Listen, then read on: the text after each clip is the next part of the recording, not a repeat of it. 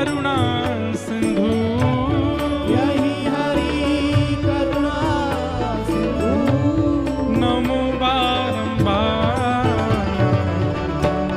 हरि का भजन करो, हरि है हमारा।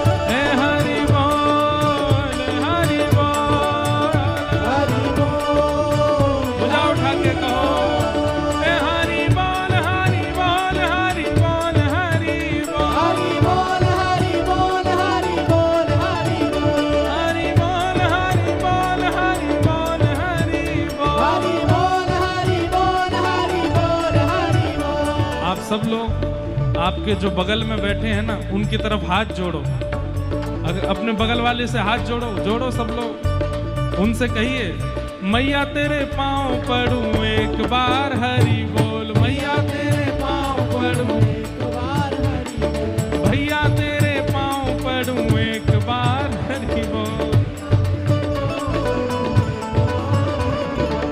भैया तेरे पाँव पड़ूं एक बार हरि बोल।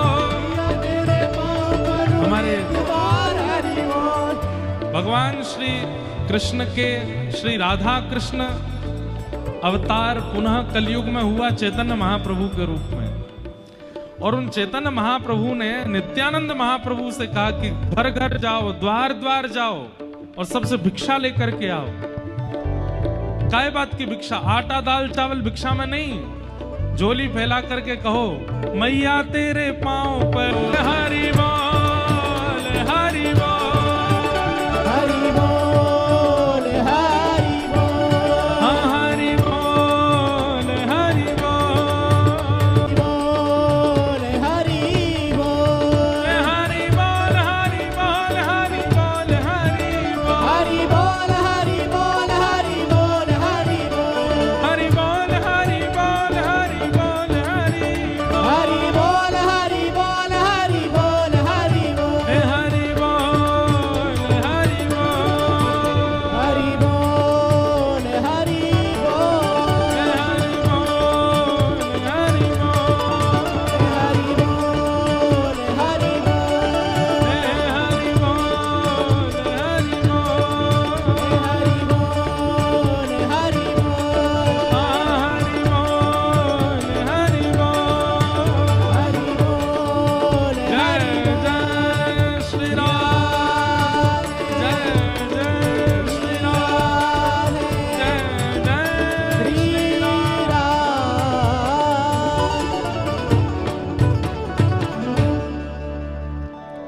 हरि का भजन करो,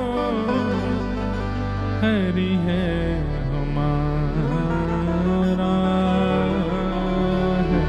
हरि का भजन करो, हरि है हमारा।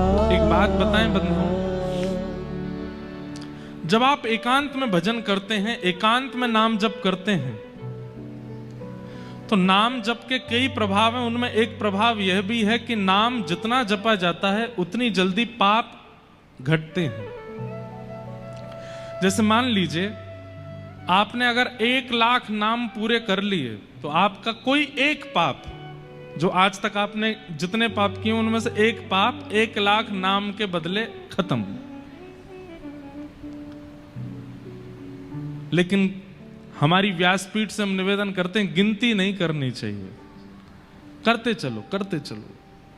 लेकिन आप घर पर बैठ करके एकांत में बैठ करके 1,00,000 नाम जपेंगे तब एक पाप कटेगा। लेकिन जब इतने वैष्णव समूह चारों ओर बैठते हैं, भागवत जी सन्मुख होती है, व्यास आसन पर व्यास विराजमान है, भागवत जी की पवित्रतम कथा चल रही है, उस समय एक बार हरि बोल बोला जाता है तो वो 1,00,000 के समान हो जाता है। एक बार राधे श्याम बोला जाए, एक बार सीताराम बोला जाए, तो फिर वो 1,00,000 के समान ही उसका बल होता है।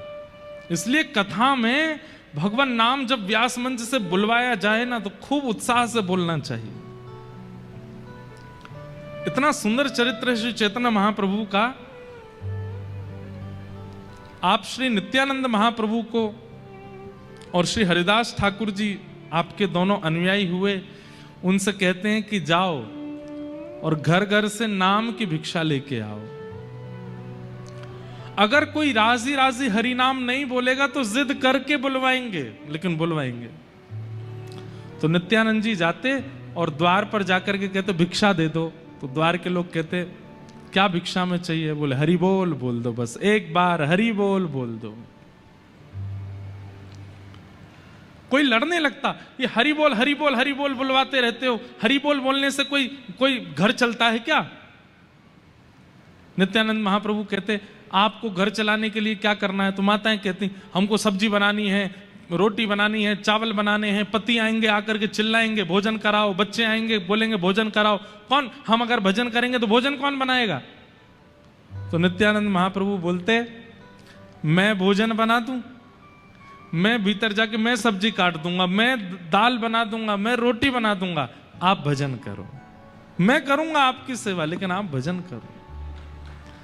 तो कहते ऐसा क्या है इस हरि बोल में कि आप हमारे घर पे सब्जी काटने को तैयार हो, रोटी बनाने को तैयार हो? ऐसा क्या है हरि के नाम में? नित्यानंद महाप्रभु कहते हैं, बोले जिस प्रकार रसगुल्ला बोलते बोलते बोलते बोलते सामने वाले का मुख मीठा हो जाता है, लेकिन रसगुल्ला खाने पर ही उसका स्वाद असली पता चलता है, ऐसे मेरे बताने से तो आपको केवल मिठास का अनुभव होगा, जब स्वयं बोल करके देखोगे तब पता चलेगा कि हरि बोल से क्या होता है। मैया तेरे पांव पड़ूं एक बार हरि बोल, मैया तेरे पांव पड़ूं एक बार हरि बोल। और सामने वाले इतने जिद्दी नहीं बोल रहे, अब बताओ। तो नित्यानंद महाप्रभु पता क्या बोलते?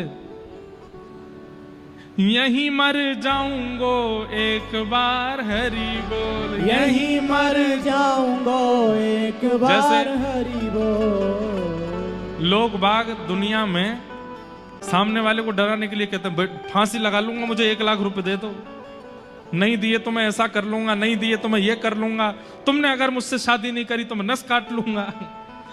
लेकिन यहाँ नित्यानंद महाप्रभु कह रहे हैं अगर तुमने हरि बोल नहीं बोला तो तुम्हारे द्वार पे ही अपने प्राण त्याग दूंगा, एक बार हरि बोल बोल दो, क्या जाता है तुम्हारा, एक बार बोल दो। तो सामने वाला थोड़ा झिझा करके बोलता, बोल दिया लो हरि बोल। नित्यानंद महाप्रभु बोले अब जब एक बार बोल दिया है तो एक बार और बोल दो। बोले तुमने कहा था एक बार बोलने को, कुछ लग थोड़ी रहा है, तुम्हारे पैसे थोड़ी लग रहे हैं, एक बार बोल दिया एक बार और बोल दो। कोई भी चीज सिंगल नहीं होनी चाहिए, युगल होनी चाहिए, एक बार और बोल दो। एक बार और बोल देते हरि बोल। नित्यानंद महाप्रभु कहते बस अब हम जा रहे हैं, जल्दी जाओ यहां से। तो नित्यानंद महाप्रभु कहते अब हम जा रहे हैं तो कम से कम विदाई तो दे दो हमको। बोले क्या विदाई चाहिए? बोले एक बार और हरि बोल बोल दो।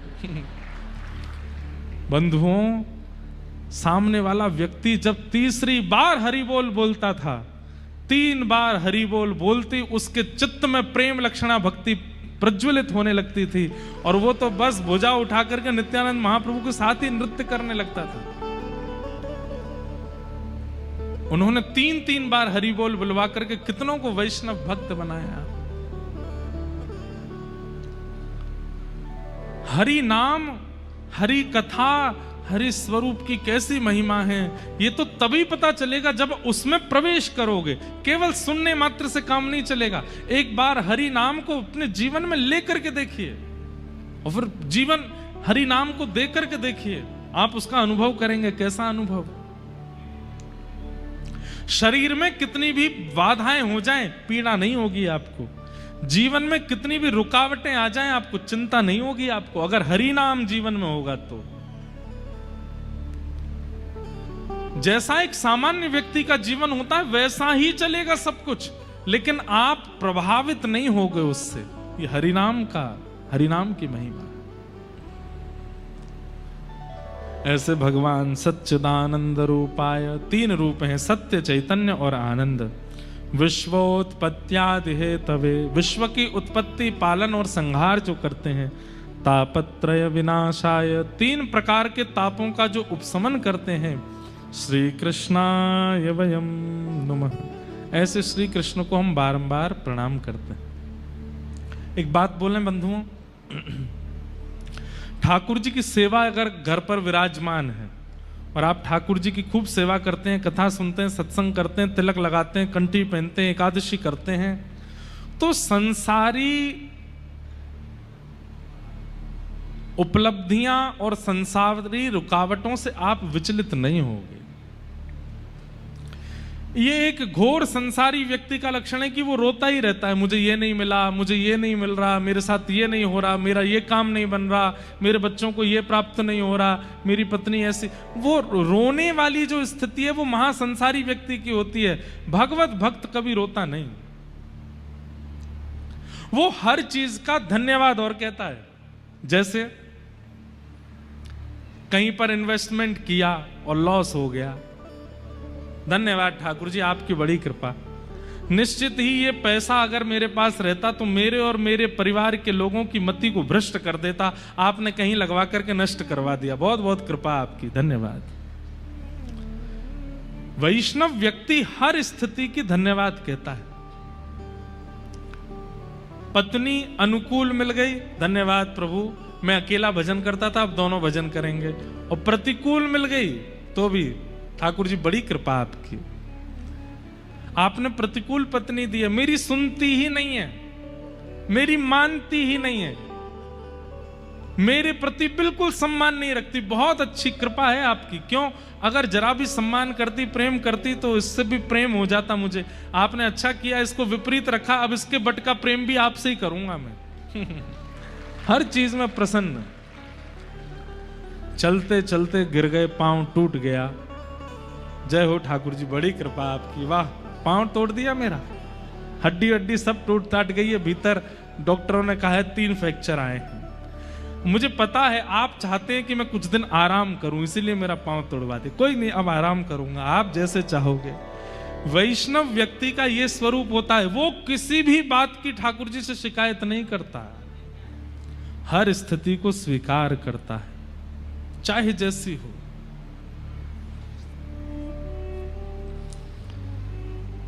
तापत्रय विनाशाय, सुदामा जी ने कभी शिकायत नहीं की भगवान से, मीराबाई ने कभी शिकायत नहीं की कि आपने ऐसा क्यों किया मेरे साथ, गजेंद्र ने कभी शिकायत नहीं की। शिकायतें तो हम करते हैं। और एक बात बोले बंधुओं, ये प्रेम का स्वरूप नहीं है। जैसे कोई कहे आपसे कि मैं आपसे बहुत प्रेम करता हूं, लेकिन सुबह से शाम तक केवल शिकायत ही करता रहता है, ये हो गया, ये हो गया, तुमने ये नहीं किया, तुमने, तो कहीं ना कहीं उसका प्रेम अभी उस स्थिति का नहीं है, इसलिए शिकायत है। प्रेम में शिकायत नहीं होती, प्रेम में स्वीकार होता है। शिकायतें बहुत ज्यादा जहां होती हैं वहां कहीं ना कहीं प्रेम घट गया है, प्रेम थोड़ा कम है, इसलिए शिकायतें हैं। जैसे स्कूल में जब हम पढ़ते थे, अब हमने कोई गलती की, हमारे मित्रों ने देख लिया, कई इतने उद्यमी होते थे, वो प्रतीक्षा करते थे कि कब टीचर आए और हम उनको बताएं। टीचर को पता नहीं चला है कि क्लास में कुछ ऐसा हुआ है, सर वो जो पीछे बैठा है ना बेंच पे, वो ऐसे ऐसे कर रहा था। अरे उनको पता नहीं चला, तू क्यों जाकर के बोल रहा है? ऐसे बच्चे बड़े शातिर, बड़े चालाक माने जाते थे। लेकिन कई बच्चे कैसे होते, लंच टाइम से पहले हमने भोजन कर लिया, चुपचाप उसने देख लिया, और मान लो टीचर को पता भी चल गया तो भी वो बीच बचाव, नहीं नहीं सर मैंने देखा इसने नहीं खाया, वो इसकी माताजी बढ़िया सब्जी बनाती है इसलिए आपको खुशबू आ गई होगी, इसने नहीं खाया है, वो बचाते हैं। शिकायतें करने का स्वभाव वैष्णव का नहीं होता। अत्यंत शिकायतें जिसके पास भरी पड़ी हैं वो प्रेमी व्यक्ति नहीं है। इसलिए उर्दपुंड धारण करते हो, ठाकुर जी की सेवा करते हो, कथा सुन रहे हो, वैष्णव पथ के पथिक बन गए हो, भक्ति पथिक हो, तो सबसे पहला काम शिकायतें बंद कीजिए। जो होता है उसको प्रसाद मान के स्वीकार करो। और एक बात और मैं आपको पहले ही संकेत कर दूं, जिस दिन आप ये मन में विचार करोगे आज के बाद कोई शिकायत नहीं, ठाकुर जी कहते अच्छा चलो, उसी दिन से फिर ऐसा खेल खेलेंगे आपके साथ, आप ना चाहते हुए भी शिकायत करने को मजबूर हो गए, लेकिन तब भी शिकायत नहीं की, ठाकुर जी प्रसन्न हो जाएंगे, प्रकट हो जाएंगे, हृदय से लगा लेंगे। नृसिंह भगवान, सुनो, प्रहलाद जी के साथ में क्या नहीं हुआ, दैत्य पिता, दैत्य मां, दैत्य परिवार, दैत्य भाई, दैत्य कुल, सब कुछ विपरीत। पिता ने मारने का प्रयास किया, जिनके लिए शास्त्र कहते हैं कि माता पिता सदैव पूजनीय हैं, वो वंदनीय हैं, वो जो करें सब स्वीकार करो, लेकिन प्रहलाद जी जैसे पिता, हिरण्यकश्यप जैसा पिता,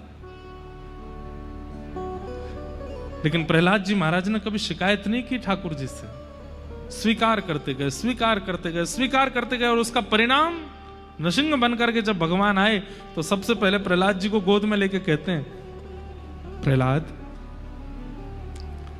यदि मैंने आने में विलंब किया हो तो मुझे क्षमा करना, तुम्हारे साथ कुछ गलत हुआ ये सब मैं देखता रहा, इसके लिए मुझे क्षमा करना। तो प्रहलाद जी महाराज कहते हैं, भगवान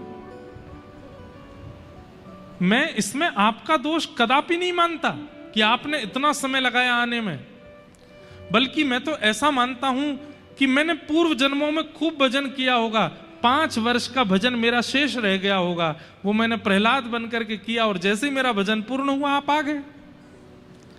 अब इस बीच में मेरे साथ जो हुआ उनकी मुझे कोई शिकायत नहीं है आपसे, ये मेरा प्रारब्ध रहा होगा। और एक बात कहें बंधुओं, प्रेमी व्यक्ति के प्रति और प्रेम प्रकट हो जाता है जब वो व्यक्ति सहकर के भी शिकायत नहीं करता। जैसे मां, घर की मां होती है ना, पति बाहर, बेटा बाहर, बच्चे सब दूर, अकेली मां घर पर रहती है। जब सब लौट करके आते हैं तो पूछते हैं मां आप ठीक हो, अब वो मां अपनी अकेलापन बता नहीं पाती कि वो पूरे दिन अकेली थी, कोई करने को नहीं था, बात करने को नहीं था, आज ये नहीं खाया, आज ऐसा नहीं किया, पर शाम को जब देखती है कि थके आ रहे बच्चे आए तो क्या, नहीं बहुत अच्छा था, सब अच्छा था, मैं तो पूरे दिन टीवी देखती रही। पूरे दिन उसने सहा है लेकिन फिर भी वो शिकायत नहीं करती। ये प्रेमी व्यक्ति का भी लक्षण है और पुण्यात्मा व्यक्ति का भी लक्षण है कि वो शिकायतें प्रस्तुत नहीं करता। अगर वो प्रेम करता है तो, और जिससे प्रेम करता है उससे शिकायत नहीं करता। इसलिए हमारी प्रार्थना है ठाकुर जी से अति शिकायतें नहीं। जल पी लो भैया, शिकायतें नहीं।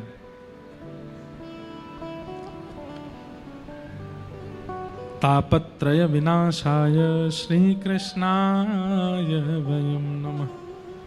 ऐसे सब प्रकार के तापों का उपशमन करने वाले, पूरे जीवन को प्रसाद रूप में हमें प्रदान करने वाले श्री कृष्ण को हम बारंबार प्रणाम करते हैं, वंदन करते हैं। आगे महात्म्य की कथा है, हम जल्दी जल्दी महात्म्य का पूरा सत्र कर दें पूर्ण, सुन के ही जाइएगा। 88,000 सौनकादि ऋषि नैमिषारण्य क्षेत्र में बैठे हैं और तभी सूत जी महाराज का आगमन होता है। 88,000 सौनकादि ऋषियों की एक चिंता है कि मानव का कल्याण कलयुग में कैसे होगा। बंधुओं, एक प्रश्न हम हर कथा में कहते हैं, बहुत ध्यान से सुनिएगा, इधर देखो सब लोग। कल्याण शब्द सब जानते हैं, पर वास्तव में मानव कल्याण कहते किसको है? हमारा कल्याण किस में है? कभी विचार किया? मेरा कल्याण किस में होगा? मैं ऐसा क्या करूं जिससे मेरा कल्याण हो? तो आप विचार करेंगे कि अति धन कमाने से कल्याण होगा, तो रावण का नहीं हुआ था। आप विचार करेंगे कि सुंदर पत्नी के होने से कल्याण होगा, मंदोदरी सुंदर भी थी। आप मन में विचार करेंगे कि बहुत ऐश्वर्य, यश और कीर्ति होने से कल्याण होता है। कीर्ति हिरण्यकश्यप और हिरण्याक्ष की तीनों लोकों में थी। कीर्ति होना, संपत्ति होना, धन होना, पढ़ लिख करके योग्य बनना। रावण बहुत विद्वान था। रावण जिस ग्रंथ को देख लेता था, उस ग्रंथ को एक बार देखता था और सारा ग्रंथ उसको कंठस्थ याद हो जाता था। ऐसा विद्वान था। पढ़ा लिखा होना, धनवान होना, कीर्तिवान होना, ये सब कल्याण नहीं है। कल्याण क्या है? बहुत ध्यान से सुनिएगा। अपनी किसी क्रिया से, अपने जीवन के व्यवहार से, अपने जीवनचर्या से, अपनी दिनचर्या से आप मां के प्रिय तो बन गए, पिता के प्रिय तो बन गए, पत्नी के प्रिय तो बन गए, पति के प्रिय तो बन गए, बच्चों के प्रिय तो बन गए, सबके प्रिय बन गए। लेकिन कल्याण तब होगा जब हरि प्रिय बनोगे, हरि के प्रिय बनोगे। समझ में आई बात? मुझे हरि प्रिय हैं, हम सबको हरि प्रिय हैं, पर हम सब में हरि को 4-5 लोग ही प्रिय होंगे। यहां जितने बैठे हैं, मुझसे लेके पीछे तक, हम हजारों हैं और हम सबको हरि प्रिय हैं, पर हम सब में हरि को कौन प्रिय है? ये गिनती के 4-5 ही होंगे, और 4-5 भी ज्यादा बोल रहा हूं, 1 या 2 ही होंगे इस पूरे पंडाल में। और जो हरि का प्रिय है, उसने अपने जीवन का कल्याण कर लिया।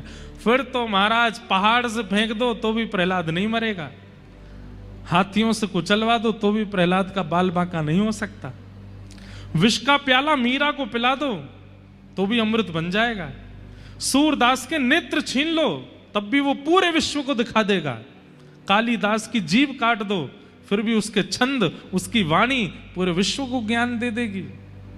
क्यों? क्योंकि वो हरि प्रिय बन गए, हरि के प्रिय।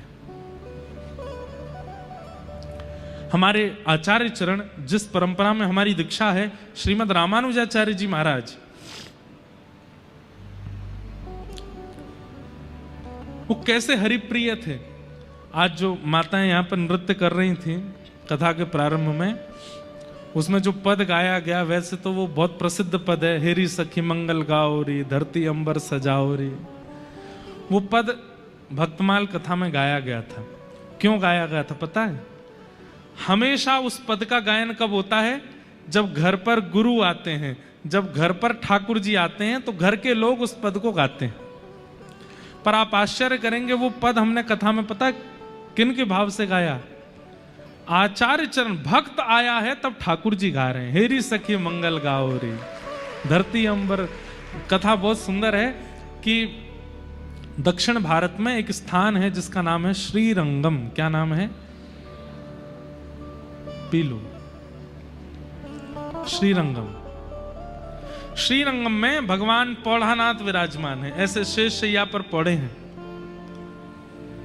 और वहां एक आचार्य चरण विराजते थे जिनका नाम था श्री यामुनाचार्य जी। क्या नाम था? यामुनाचार्य। और दक्षिण में एक स्थान है कांचीपुरम, वहां कांचीपुरम में विराजमान थे श्री रामानुजाचार्य। तो व्यास मंच पर भागवत जी के नीचे आप लोग तिलक का दर्शन कर रहे हो ना, ये रामानुजाचार्य जी का तिलक है। तो रामानुजाचार्य जी के मन में आया कि मैं यामुनाचार्य जी से दीक्षा ले लूं। और उसी समय यामुनाचार्य जी के मन में आया कि अब मैं वृद्ध हो गया हूं, मेरे बाद इस गद्दी पर बैठने का अधिकारी कांचीपुरम में विराजमान रामानुजाचार्य है, क्यों ना मैं उनको बुला करके गद्दी पे बैठा दूं। लेकिन इस बात को जब ठाकुर जी ने सुना कि यामुनाचार्य जी और रामानुजाचार्य ये दोनों मिलने वाले हैं, गुरु दीक्षा देने वाले हैं और ये उनके शिष्य बनने वाले हैं, तो ठाकुर जी को चिंता हो गई। क्यों? बोले भैया अगर ये दोनों आचार्य मिल गए तो पूरी पृथ्वी का कल्याण करके उद्धार करके सबको वैकुंठ पहुंचा देंगे और फिर पृथ्वी पर कोई बचेगा नहीं जन्म लेने के लिए। ये पृथ्वी केवल समुद्र और पेड़ पौधों से ही घूमती रहेगी अकेली, इस पर मानव तो बचेंगे ही नहीं। और केवल मानव नहीं, ये जीवात्माओं का भी कल्याण कर देंगे, ये पशु पक्षियों का भी कल्याण कर देंगे, क्योंकि दोनों में भक्ति की ऐसी स्थिति है, ये जहां जाएंगे वहां कल्याण करते चले जाएंगे। और अगर ये दोनों मिल गए, पूरे विश्व का कल्याण हो गया, तो फिर धरती कैसे चलेगी। इसलिए ठाकुर जी ने विचार किया इन दोनों का मिलन होना नहीं चाहिए। सोचो, ठाकुर जी कह रहे हैं ये दो भक्त मिल ना जाएं, क्योंकि ये दोनों मिल गए तो पूरी पृथ्वी का वैकुंठ गमन करा देंगे, सबका कल्याण कर देंगे। तो यामुनाचार्य जी गए, ठाकुर जी पौढ़ानाथ रंगनाथ भगवान के पास जाकर के बोले भगवान आपने मुझे स्मरण किया। तब ठाकुर जी बोले यामुनाचार्य जी अब मुझे आपकी बहुत याद आ रही है, अब आप एक काम करो। बोले क्या? धराधाम छोड़ करके वैकुंठ आ जाओ मेरे पास। तो यामुनाचार्य जी बोले भगवान अभी मेरे को रोग लगा है, रोग ठीक हो जाए, बिल्कुल स्वस्थ हो जाए, फिर मैं वैकुंठ आ जाऊंगा। बोले नहीं अब मुझसे रहा नहीं जा रहा, अब तुम जल्दी आओ मेरे पास। क्योंकि ठाकुर जी चाह रहे हैं कि रामानुजाचार्य आए उससे पहले ये वैकुंठ आ जाएं। तो यामुनाचार्य जी बोले मेरे कुछ काम रह गए, उसके लिए कुछ समय मिल जाएगा। ठाकुर जी बोले कितना समय चाहिए? तो यामुनाचार्य जी बोले केवल 8 दिन का समय दे दो। ठाकुर जी बोले 8 दिन में तो रामानुजाचार्य जी नहीं आ पाएंगे, 8 दिन मांग रहे दे देते हैं। तो ठीक है 8 दिन में आप वैकुंठ आ जाना। यामुनाचार्य जी बोले ठीक है। ध्यान से सुनिएगा, बहुत सुंदर लीला है। ठाकुर जी चतुर हैं पर भक्त चतुर शिरोमणि होते हैं। भक्त जो है ना वो संसार के सामने तो बहुत सीधा होता है, पर ठाकुर जी के आगे चतुर बन जाता है। ठाकुर जी की चतुराई नहीं चलती भक्तों के आगे। तो यामुनाचार्य जी बोले 8 दिन का समय दे दो। तो जब यामुनाचार्य जी चले गए, भगवान ने कहा ठीक है 8 दिन बाद आप वैकुंठ आ जाइए। ठाकुर जी सोच रहे हैं इन्होंने 8 दिन क्यों मांगे। तब उनको पता चला अरे इन्होंने एक सेवक को अभी कांचीपुरम भेजा है और यहां से कांचीपुरम जाने में 4 दिन लगते हैं। 4 दिन में वो सेवक पहुंचेगा और जैसे ही रामानुजाचार्य जी से कहेगा कि यामुनाचार्य जी बुला रहे हैं, रामानुजाचार्य जी तुरंत निकलेंगे और 4 दिन में वो आ जाएंगे। 4 दिन जाने के 4 दिन आने, 8वें दिन ये रामानुजाचार्य जी से मिलके दीक्षा दे करके फिर वैकुंठ आने का मन बनाए हैं। और मैं भी भगवान हूं, दोनों को मिलने ही नहीं दूंगा। तब 4 दिन में सेवक पहुंचा और जैसे ही उसने रामानुजाचार्य जी से कहा कि यामुनाचार्य जी याद कर रहे हैं, तो रामानुजाचार्य जी तो बोले मैं तो बहुत दिन से सोच ही रहा था कि मैं जाके दीक्षा ले लूं, तुरंत चल दिए। और जैसे ही रामानुजाचार्य जी श्रीरंगम पहुंचे, बस द्वार पर पहुंचे ही हैं कि भगवान तुरंत यामुनाचार्य जी के सामने आके बोले चलो 8वां दिन है आज। यामुनाचार्य जी बोले कुछ क्षण मिल जाएंगे। ठाकुर जी बोले नहीं अब चलो। और श्री यामुनाचार्य जी को रामानुजाचार्य जी से मिलने ही नहीं दिया, ठाकुर जी ले गए। पर यामुनाचार्य, मैंने कहा ना भक्त ठाकुर जी से ज्यादा चतुर होते हैं। तो यामुनाचार्य जी का जब परम पद हुआ वैकुंठ, तो उन्होंने अपने शरीर में अपने हाथ की 3 उंगलियों को बंद कर रखा था। ऐसे हाथ थे। कोई भी व्यक्ति प्राण त्यागता है या तो उसके हाथ खुले होंगे या पूरे बंद होंगे, लेकिन 3 उंगली बंद और बाकी के 2 उंगली खुले हुए। रामानुजाचार्य जी आए तो बहुत रोए, यामुनाचार्य जी के चरणों में गिर करके रोए। सर्वांगीण अंग का जब दर्शन किया, तो हाथ का जब इस रूप में दर्शन किया, तो रामानुजाचार्य जी समझ गए ये निश्चित मुझे कुछ आज्ञा कर रहे हैं। और वो तीनों आज्ञाएं जैसे ही रामानुजाचार्य जी ने बोली, पहली आज्ञा बोली तो पहला हाथ खुल गया, पहली उंगली खुल गई, दूसरी बात बोली तो दूसरी उंगली खुल गई, तीसरी बात बोली तो तीसरी उंगली खुल गई। मतलब भले ही वो चले गए, लेकिन फिर भी रामानुजाचार्य जी को ज्ञान दीक्षा तो दे ही गए तीनों आज्ञाओं से। और तीन आज्ञा कौन कौन सी थी? पहली आज्ञा थी, रामानुजाचार्य जी बोले, गुरुदेव आप चाहते हैं कि मैं श्री भाष्य की रचना करूं?